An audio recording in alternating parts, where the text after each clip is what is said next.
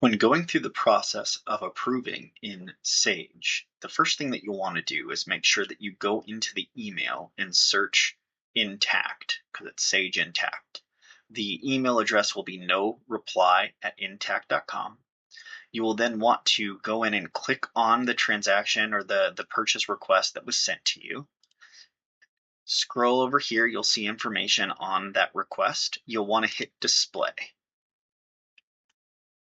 It will take a second to load. Once loaded, you'll want to go ahead and log into your account. It will then send you an authenticator app to verify who you are. I will go ahead and pull that up on my authenticator app now. Obviously, I'm not going to have the authenticator on my screen.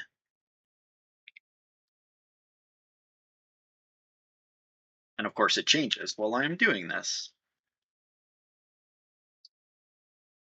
You can say to trust the device, however, for protection and based on the way in which our IT department would like it to be done, please hit no, because we do want you to have to enter this in every time.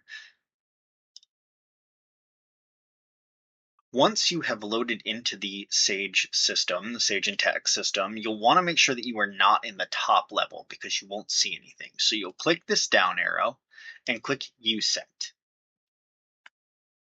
This will take you to the correct location in Sage Intacct to be able to find that approval. Then you will click down on this Applications tab, go to Purchasing, and hit Approve Transactions. Something else you can do is you can do this little star here to add it to your favorites. When doing so, you can actually skip clicking on Applications and just go straight to the star over here on the full left side and hit Approve Transactions. From here, you will see a list of transactions that will be here that you need to approve. You'll go ahead and hit View. View may be on the left or the right side, depending on the view that you have here. I've created this view that exists called USET Approval View to give me a lot of extra information that I want to know before even clicking into that requisition. This view is available to be selected for all staff. So if you go ahead and hit View, please do not hit Approve right away because you have not actually looked at the requisition. You do want to make sure that you are clicking View. Once in View, you'll see all of the details that you need to see in regard to this requisition. Obviously, under attachment, if one does exist, you want to hit this paperclip. This paperclip will then pull up the different attachments that exist for this requisition.